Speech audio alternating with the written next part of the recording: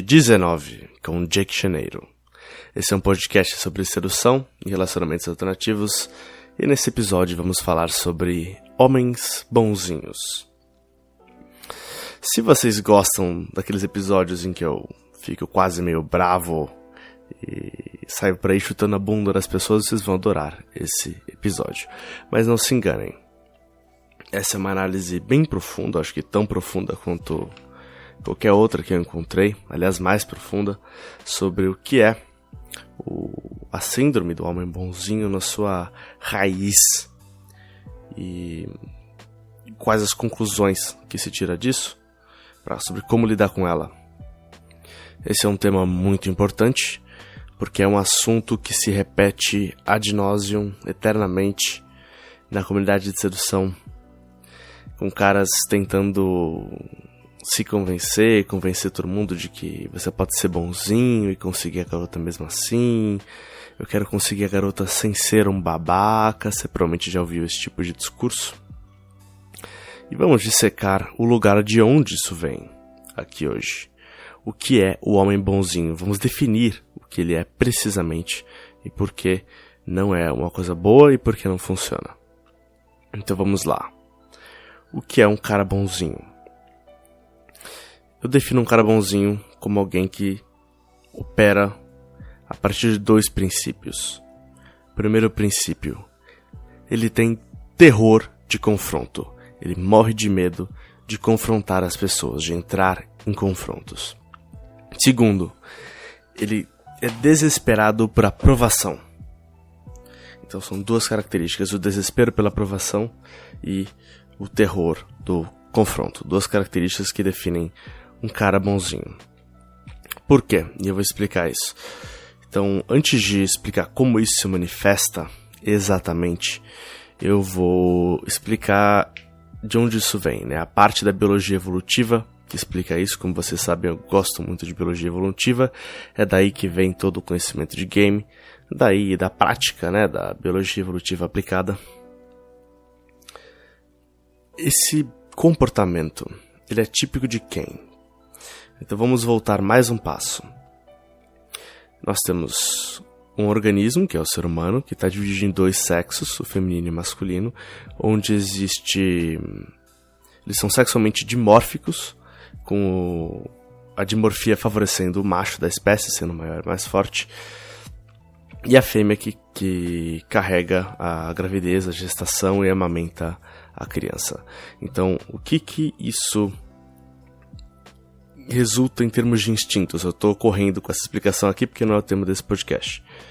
Se vocês estiverem interessados em ouvir mais sobre isso, voltem para o podcast 1, que eu falei mais desse assunto.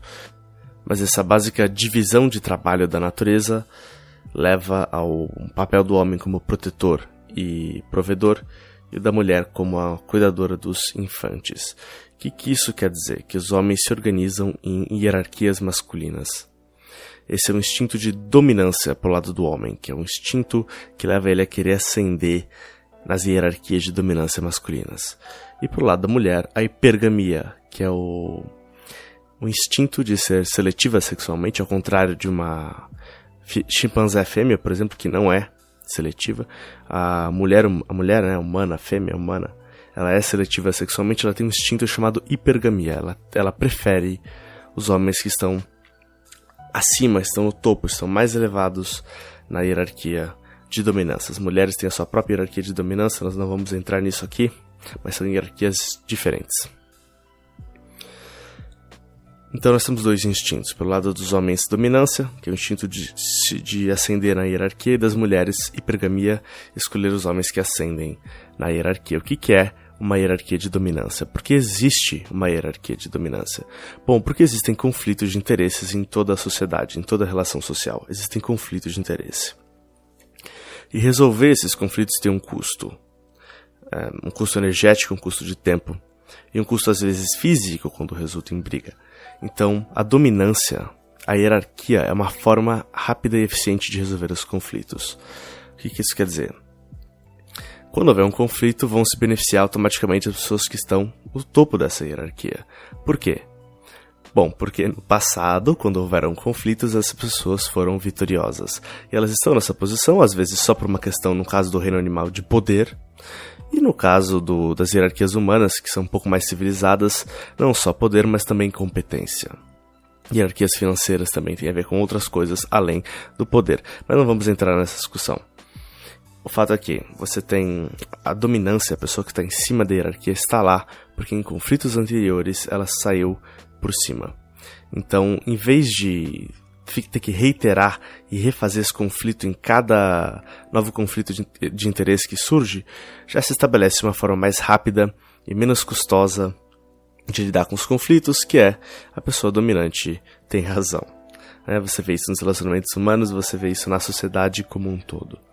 Então, é claro que agir como um homem que está numa parte elevada da hierarquia vai ser mais atraente do que agir num homem que está numa parte inferior da hierarquia.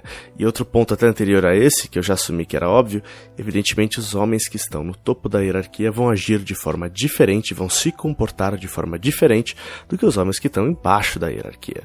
Porque a matriz de retorno deles é diferente, né? Claro, o mesmo comportamento vai ter resultados diferentes para alguém que está em cima e embaixo na hierarquia, então eles vão ter comportamentos diferentes. Por exemplo, ser muito agressivo, incisivo e confiante vai ter um resultado para o cara que está no topo da hierarquia e vai ter outro para o cara que está embaixo da hierarquia, né? Principalmente pensando numa tribo, por exemplo. Então, o comportamento de um homem que está no topo da hierarquia, ele tem medo de confronto? Não. Sempre que existe um conflito de interesse, ele age de forma confiante, dominante e resolve a situação ali, na hora. Acabou. Simples. De forma dominante, mas não agressiva e histérica. Tranquila, porque ele sabe que ele vai ganhar. Então, uma confiança, uma tranquilidade, uma dominância. Essas são as características. Ele está preocupado com o que os outros pensam dele? Não. Aquela frase do Game of Thrones que o Tywin Lannister fala: o leão não se preocupa com a opinião das ovelhas. É mais ou menos essa a ideia. Ele não precisa da aprovação das outras pessoas. As outras pessoas que precisam da aprovação dele e buscam a aprovação dele. Então ele não está muito interessado na aprovação das outras pessoas e ele não teme o confronto. Que é o oposto de um homem que está na pirâmide, lá embaixo, no finzinho da hierarquia. Ele vai ter terror de confronto, porque ele vai perder todos os confrontos que ele tiver, então ele prefere perder menos, evitando os confrontos, do que perder mais confrontando. A matriz de retornos que eu falei. Se você não entendeu, é um pouco complicado para explicar aqui, mas a ideia basicamente é essa. Ele escolhe um mal menor. É melhor perder menos, evitando confronto, do que perder mais, entrando numa luta que ele sabe que ele vai perder. E ele é desesperado pela aprovação, porque ele precisa da aprovação dos outros para conseguir qualquer coisa. Então essas duas características juntas formam o cara bonzinho. Ou seja, o que é um cara bonzinho? Um cara que se comporta como se estivesse, provavelmente está, na pirâmide, na base de uma hierarquia de poder, de uma hierarquia masculina. Ele vai morrer de medo de confrontar qualquer pessoa que seja, e ele vai ser desesperado pela aprovação de todo mundo que ele vê como estando acima dele em termos de status. E a mulher, por definição, vai estar acima dele em questão de status. Não é? Como nós já dissemos, é instintivo, a mulher prefere homens que estão acima na hierarquia de poder, então ele vai estar desesperado pela aprovação dela. Esse é o comportamento de ser bonzinho. Porque ele é bonzinho? Não é uma virtude. Ele não está sendo legal, sendo generoso, sendo virtuoso. Ele está agindo daquela forma porque é a única opção que ele tem. Ser bonzinho é a única coisa que ele tem a oferecer. No caso da mulher, por exemplo. Eu estou embaixo da hierarquia. Eu não sou corajoso. Eu não sou confiante, eu não sei liderar. Eu não consigo resolver os problemas. Mas eu te trato muito bem. Eu sou super bonzinho. Concordo com você em tudo. Tenho os mesmos hobbies que você. Sou tão afeminado quanto você. Sou tão feminino quanto você, né? Então, ser bonzinho é uma estratégia, na verdade. Então não tem nada de virtuoso, é apenas uma estratégia de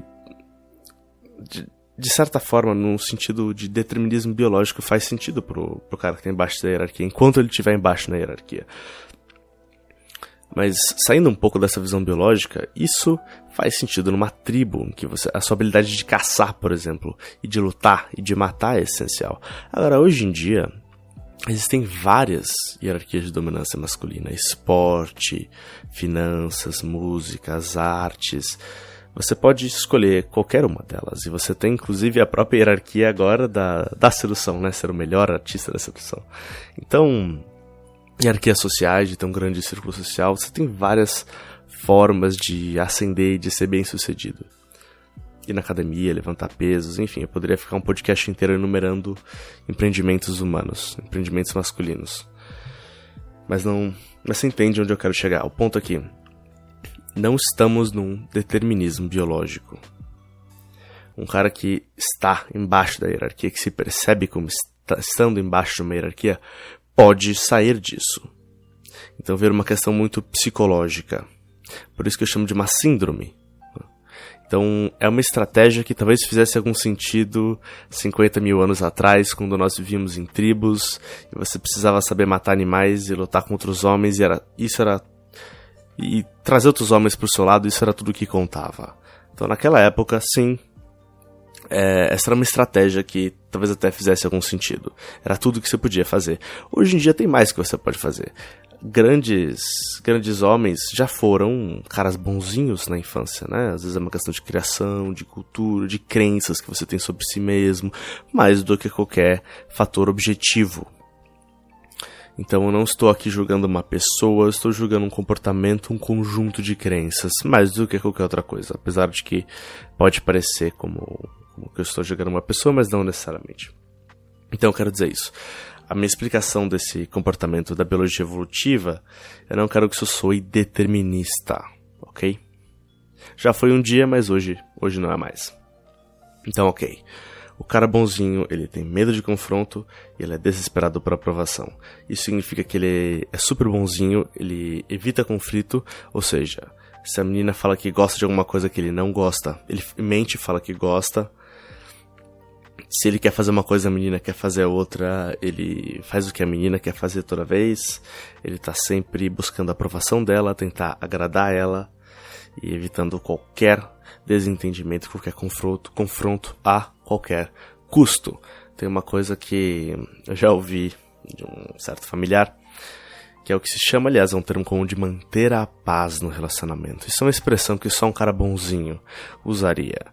E existem níveis de ser bonzinho, né? Sobra um pouco desse câncer dentro de cada um de nós. Então, às vezes, um cara pode ser bem sucedido financeiramente, fisicamente, e ter traços de cara bonzinho, e se comportar como um cara bonzinho. Isso acontece bastante, inclusive. Por isso que eu digo, é uma coisa muito psicológica, especialmente hoje em dia. Essa ideia de fazer sacrifícios para manter a paz é inerentemente a atitude de alguém que está embaixo de uma hierarquia. Alguém que é dominado e não dominante. Porque a paz é um mal menor do que o conflito, não é?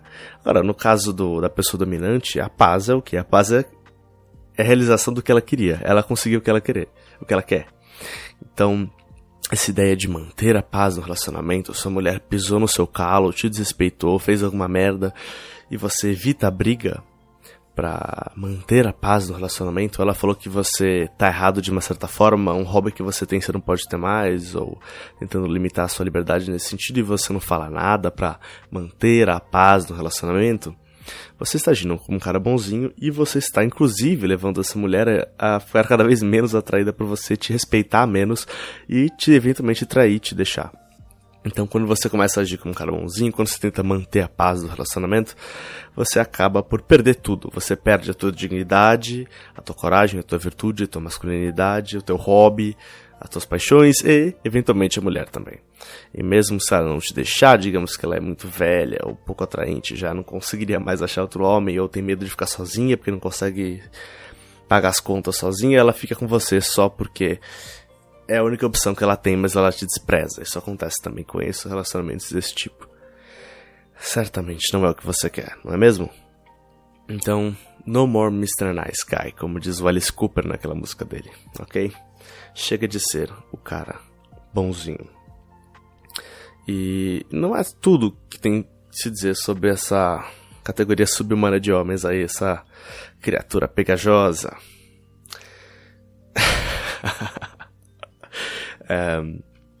O cara bonzinho, ele não se vê dessa forma, evidentemente. Ele não se vê como ele realmente é. Porque todos nós temos egos e proteções egóicas para como nós somos. Então o que ele faz?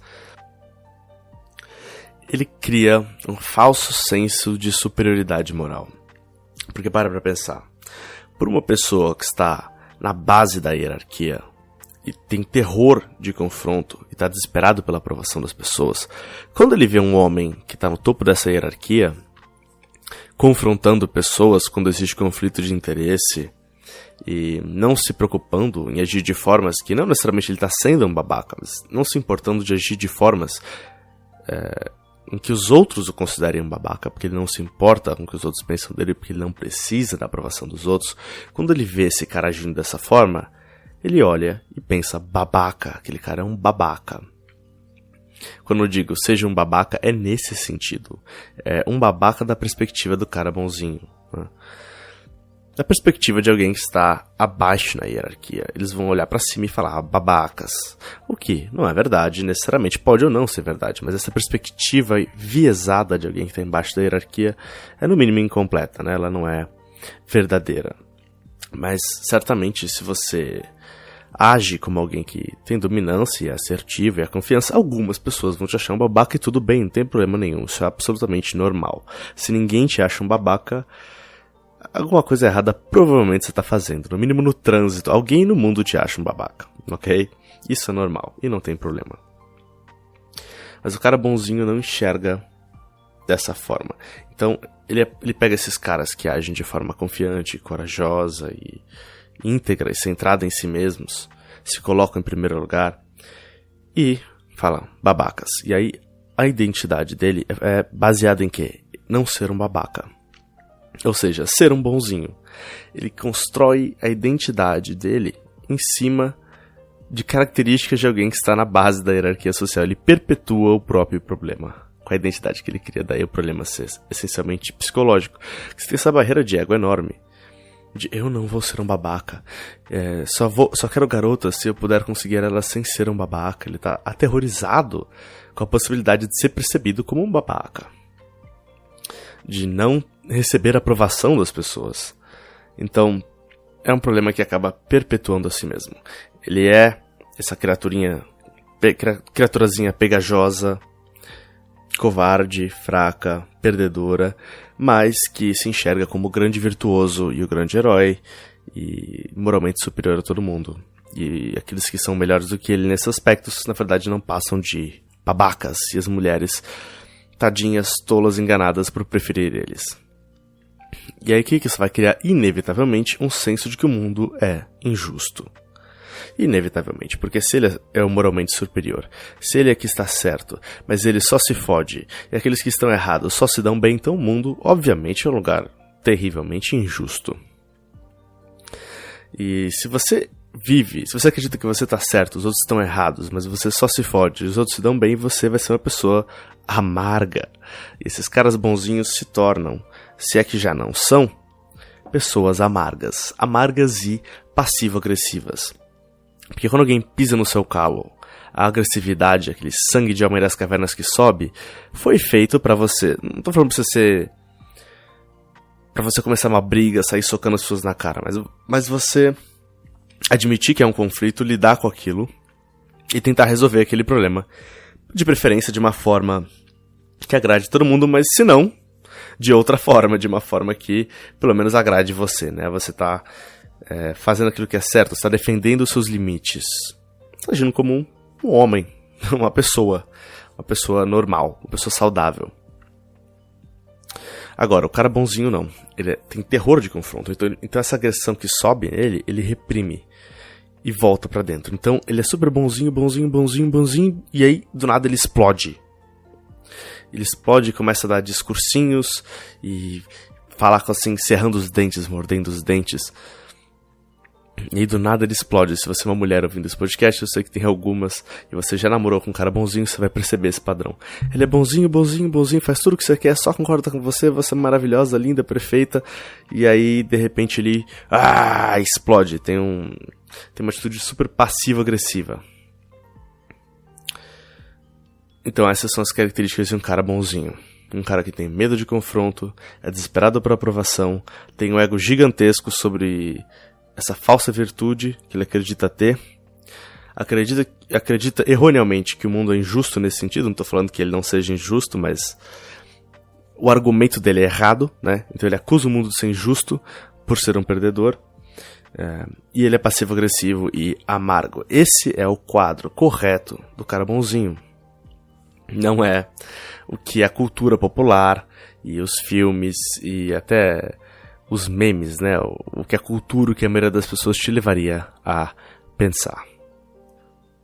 E para fechar aqui a definição, a compreensão do que é o cara bonzinho, em termos de teoria, eu gostaria de destacar, caso não tenha ficado óbvio, que niceness, né? Nice guy, niceness, essa qualidade de ser bonzinho, essa característica de ser bonzinho, não é uma personalidade, é uma estratégia de sobrevivência.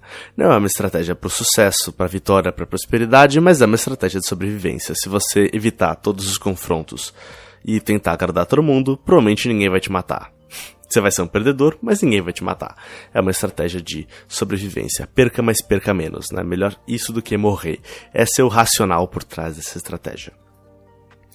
Então, não é uma estratégia. Você vê, por exemplo, aquele filme Megamente, em que tem aquele cameraman que é obcecado pela repórter e quer ficar com ela a todo custo, mas ele é um cara bonzinho, não tem nada pra oferecer ela, e o Megamente, por certos motivos que não cabe entrar aqui, acaba dando superpoderes pra ele. Fala, ele é um cara bonzinho, se ele ficar super poderoso ele vai virar um super-herói. Só que ele vira um super vilão, porque na verdade ele é um cara malévolo, um ser humano desprezível, uma pessoa horrível. Mas isso não se mostrava, por quê? Porque a única coisa que ele podia mostrar era ser bonzinho, porque essa é uma estratégia de sobrevivência. Então isso não diz nada sobre o seu caráter, sobre a sua personalidade. Ser bonzinho não é o que você é, não é quem você é. Não tem nada a ver com quem você é. É só uma estratégia de sobrevivência que, inclusive, reprime quem você é, te impede de saber quem você é e não deixa as pessoas que estão à sua volta saberem quem você é. Por isso que é creepy, por isso que é repulsivo, por isso que é esquisito, é pegajoso, porque é uma máscara e é uma estratégia nojentinha. É isso que é. Então, fechando aqui, é isso que eu queria falar do que é o cara bonzinho. Não é uma virtude você ser legal com as pessoas quando literalmente não tem mais nada que você pudesse fazer. Essa é a sua única opção, não é mesmo? Agora eu gostaria de contar aqui, mostrar exemplos de situações em que um cara bonzinho teria se dado mal, situações reais pelas quais eu passei. A primeira é quando eu tava numa balada, que na verdade era mais uma danceteria mesmo, um tipo particular de dança. Enfim, eu tava tirando várias garotas pra dançar e divertindo muito, e elas também. E aí veio o vocalista da banda, eu tava lá fora fumando, conversando com um amigo que eu tinha feito. E ele veio encher meu saco, eu nem lembro o jeito que ele falou, mas alguma coisa no sentido de, não fala mais com essas garotas, para de tirar as garotas pra dançar, não sei o quê. E ele veio dar uma de macacão pra cima de mim. E aí eu sabia que ele tava com vários amigos lá dentro, né? Eu estava sozinho. Mas eu fiz amizade com segurança ali e falei, bom, eu não quero sair na porrada com esse cara que não tem nada a ganhar, mas eu também quero defender meu limite e continuar me divertindo. Então o que eu fiz? Eu me virei pra ele, né, que eu tava de costas, eu me virei pra ele e falei, você vai tentar me bater? Ele falou, não. Eu falei, você vai chamar a polícia? Ele falou, não. Eu falei, então essa conversa acabou. Aí eu me virei e ignorei ele. Então, perceba, eu não fui particularmente agressivo, eu não escalei a situação, porque se eu tivesse ficado bem próximo dele, olhado na cara dele e falado, senão você vai fazer o quê? Eu estaria convidando ele para entrar numa briga, né? Eu estaria escalando a situação. Eu não fiz isso. Eu desescalei a situação, eu desengajei. Então eu não fui agressivo, eu não fui bruto. Mas ele certamente me achou um babaca. Aí eu falei, então essa conversa acabou e virei as costas. Você é um babaca, né? Claro que ele me achou um babaca. Então, é isso que eu quero dizer também. Eu quero apontar que você não precisa ser um brutamonte, um violento para não ser um cara bonzinho. Você pode defender os seus limites e manter a sua dignidade e conseguir o que você quer e sair por cima dos conflitos sem necessariamente partir para violência. Ele ia ficar parecendo um imbecil se ele tivesse partido pra cima de mim naquele momento e os seguranças teriam ido pra cima dele, porque ele estava obviamente errado. Eu desescalei a situação, eu não dei motivo pra ele vir levar essa discussão pra um lado físico, né? Então, mas mesmo assim eu mantive a minha posição, e aí quando eu entrei, eu tirei a recepcionista pra dançar e dancei na frente dele, né? Mas enfim, então eu mantive, I held my ground, né? Eu mantive ali o que eu queria fazer, e ao mesmo tempo não fui violento, fui... acho que bem sensato. Uma outra história, nesse caso com uma mulher, era uma das minhas amizades coloridas, e a gente saiu, tal, e aí a gente comeu alguma coisa, e a gente foi pro motel, e aí ela falou que não estava a fim de transar. Então, né, a amizade colorida funciona assim, a gente sai de vez em quando e a gente transa, e a gente pode fazer outras coisas também, mas a ideia é que a gente sai e transa. É o centro, é o núcleo da nossa relação, certo? Então, eu falei pra ela o seguinte: olha, não tem problema você não querer transar comigo. Quando você não tiver a fim de transar comigo, não me chame. Simples assim. Quando eu falei isso, de repente ela ficou com vontade de transar, ficou molhada, pulou em cima de mim e o sexo foi ótimo. Mas eu estabeleci um limite. Eu falei, olha, eu não quero te obrigar a fazer nada que você não queira fazer. Eu quero que você faça o que você quer fazer. Você não quer transar comigo? Não tem problema nenhum. Não me chame. Chame outra pessoa, vai transar com outra pessoa, fica em casa, vai assistir um filme romântico com um cara bonzinho, não me interessa, mas não me chama, né? Então, eu não fui opressivo nesse sentido, não, você tem que fazer o que eu quero, não tentei forçá-la a fazer nada, eu só desenhei um limite, olha, se você não quer transar comigo, não me chame. Simples, funcionou perfeitamente, que nem no caso da danceteria, então perceba, não é que você precisa ser um babaca, mas você precisa estar disposto a ser percebido como um babaca. Existia uma possibilidade muito séria de que ela olhasse pra mim e falar, nossa, seu babaca, você só quer sair comigo pra me comer, não sei o que. Poderia acontecer, não é? Não aconteceu, mas a questão é, pisou no meu calo, ultrapassou um limite, eu desenhei o limite respeitado, resumimos a nossa relação, que durou uns 6 meses, foi bem boa. Então, é isso. Você não tem medo de confronto. Surge um confronto, você resolve ele ali, naquele momento, de forma assertiva, não violenta, não opressora, não, mas assertiva, confiante. Pronto. Vai ver um último exemplo básico, completamente básico. Eu estava recentemente no aniversário de um amigo meu. A gente estava numa baladinha, uma pista de dança. Era assim, na verdade nem era pista de dança, era um ambiente só, né? E aí tinha o DJ, e aí tinha umas mesinhas redondas de ficar em pé. E nós estávamos 4 pessoas ao redor daquela mesinha, tomando nossos drinks.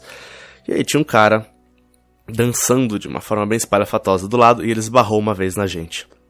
Os drinks tremeram um pouco. Aí eu falei, já me incomodou um pouco, mas eu falei, bom, acidentes acontecem. Aí ele esbarrou de novo. Aí eu falei, 2 vezes... 2 vezes, vai, ainda vou dar o benefício da dúvida. Aí ele esbarrou uma 3ª vez. Aí eu cutuquei ele no ombro e falei, amigo, dá licença, a gente tá bebendo aqui, se você ficar dançando assim vai derrubar todos os nossos drinks.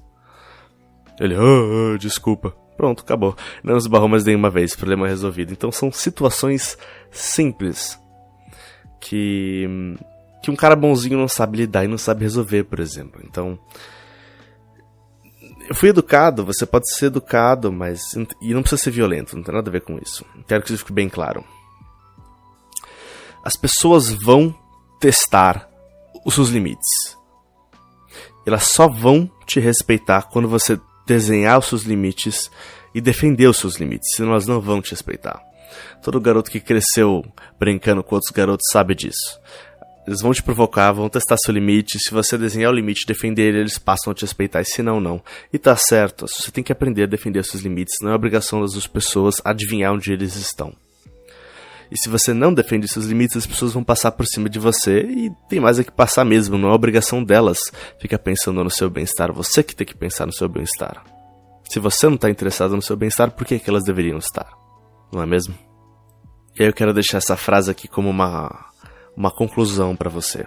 Você não precisa ser um babaca, mas precisa estar disposto a ser percebido como um. Tatue essa frase no seu braço. Não tatue, mas lembre disso. Quando você estiver numa situação dessa e você sentir medo de confronto ou perceber que está buscando muita aprovação de alguém, lembre dessa frase. E para concluir também, caso você provavelmente percebeu que eu fiz um esforço bem grande de mostrar que o oposto do cara bonzinho não é um homem violento. E eu fiz isso de propósito, porque existe muito falatório hoje em dia sobre masculinidade tóxica, toda essa besteira, essa mentira, que não é verdade. Masculinidade não é tóxica, é uma coisa maravilhosa, construiu e mantém até hoje a civilização, entre outras coisas divertidas, e não tem nada de errado em ser masculino. Masculinidade é necessária. Ela não é necessariamente violenta. Inclusive, se você olhar para essas coisas de mass shootings, né, que são nos Estados Unidos, que você tem esses caras que entram nas escolas, saem metralhando todo mundo, entram no cinema, saem metralhando todo mundo. Parece que teve 1 ou 2 no Brasil agora também. Se você olhar o perfil desses caras, como Elliot Rodgers nos Estados Unidos, são nice guys. São caras bonzinhos, elevados à 11ª potência.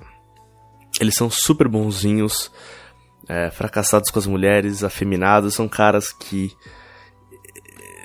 eles não conseguem defender seus limites, eles são, como eu disse, têm um ego enorme, acham que o mundo é injusto, tão justo que deveria acabar, por isso que eles saem metralhando todo mundo, são passivos, agressivos, amargos, acham o mundo injusto, crescem a odiar o mundo.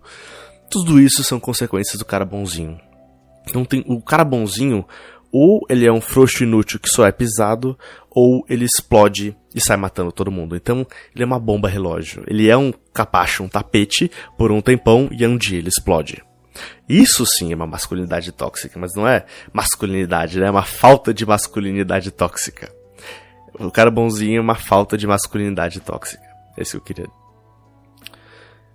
Já tô vendo que esse podcast vai ser longo, então entenda o porquê o cara bonzinho não é atraente. Vamos trazer isso de volta pra sedução agora. Por que o cara bonzinho não é atraente? Em termos de linguagem corporal, ele não fala assim, oi, bom dia, como vai? Te notei, te achei bonita. Ele fala, oi, tudo bem? A voz dele sobe, assim, no final, como se tudo fosse uma pergunta. Uma voz meio feminina, assim, insegura. Então... Então você tem a voz, você tem a linguagem corporal, você tem a corcunda, o ombro pra frente, você tem a dificuldade de encarar as pessoas nos olhos, fica se mexendo o tempo todo, quase tremendo, assim, não consegue ficar sólido, tá desconfortável na própria pele.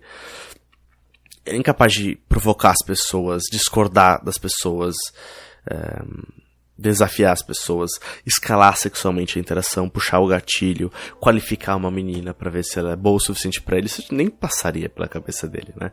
Então todas essas coisas um cara bonzinho não consegue fazer, porque ele é um cara bonzinho, tá na definição. Então um bom sedutor é o oposto de um cara bonzinho, ele faz todas essas coisas, né? Ele tem uma linguagem corporal confiante, dominante, ele provoca, desafia, discorda, sexualiza a interação, qualifica a garota, são todas coisas que um cara bonzinho não faz. Por isso, as garotas gostam de babacas. Bom, certamente elas preferem transar com um babaca do que com um cara bonzinho. E isso tá certo, não tem nada de errado nisso. Melhor um homem capaz de se virar no mundo e fazer coisas do mundo, resolver problemas do mundo, que é um pouco babaca, do que um completo inútil pedacinho de bosta que todo mundo pisa em cima, não é mesmo? Então ainda bem que as mulheres são assim. Se as mulheres não preferissem babacas a caras bonzinhos, nós não seríamos a espécie que nós somos hoje. Nós seríamos um bando de merdinhas. Então é importante que as mulheres sejam assim. Está correto que elas, do ponto de vista evolutivo, tá? Não estou fazendo um julgamento moral, necessariamente. É correto do ponto de vista evolutivo e é bom pra nós que as mulheres se sintam assim. Não tem nada de injusto nos caras bonzinhos não serem atraentes e não serem desejados. Ainda bem que é assim. Isso é justo, isso é bom. E não vai mudar, tá? Não importa quanto tentem afeminar os homens e dizer que a masculinidade é tóxica, os homens bonzinhos nunca vão ser atraentes. É uma cultura que se preocupa demais com a sensibilidade das pessoas, coloca isso acima da verdade, né? Que é uma cultura que sobrevaloriza essa questão de ser bonzinho, de ser nice, né? Niceness, de ser bonzinho. Coelhos são bonzinhos. É isso que você quer ser? Você quer ser um coelho? Sabe o que coelhos são? Coelhos são comida. É isso que você quer ser? Você quer ser alimento? Você quer que o único motivo para não pisar em você seja para não ter merda na sola do sapato? É isso que você quer? Não. Eu espero que não, senão você não estaria ouvindo esse podcast. Eu acho que eu disse a maioria do que eu queria dizer. Esse podcast já está ficando longo, então eu vou finalizar por aqui. E vou te deixar com uma indicação de um filme, uma lição de casa, para assistir sobre um cara bonzinho que deixou de ser bonzinho. Essa é a história do filme. A história inteira do filme é um cara que era bonzinho e deixou de ser bonzinho. É American Beauty. Em português, A Beleza Americana. Até a última vez que eu chequei, tem na Netflix. Senão você consegue baixar por algum torrent. E é um filme fantástico que vai te exemplificar e te mostrar com personagens isso na sua frente. Então, assista esse filme. Se você se reconhecer como um cara bonzinho, ouça esse podcast novo e você tem muita reflexão para fazer. Me siga no YouTube, Jake Janeiro. Me siga no Instagram também, The Only Jake Janeiro. É o único Jake Janeiro em inglês. Qualquer pergunta, sugestão, manda para theonlyjakejaneiro@gmail.com. E não se esqueça, cheque o meu site, porque eu acabei de publicar, logo antes de postar esse podcast, eu acabei de publicar um artigo novo sobre estatísticas realistas para The Game. Quanto sucesso você vai ter, quantas abordagens você vai ter que fazer para levar uma garota pra cama, como um iniciante, um intermediário, um avançado, quais são as estatísticas realísticas do The Game, o que você pode esperar. Eu escrevi esse artigo e publiquei no meu site, então vai lá, se você se interessa por The Game, quer saber a realidade desse tipo de sedução, você provavelmente vai ficar chocado. The Game é difícil, então vá lá, leia este artigo e eu vejo vocês semana que vem. Abração.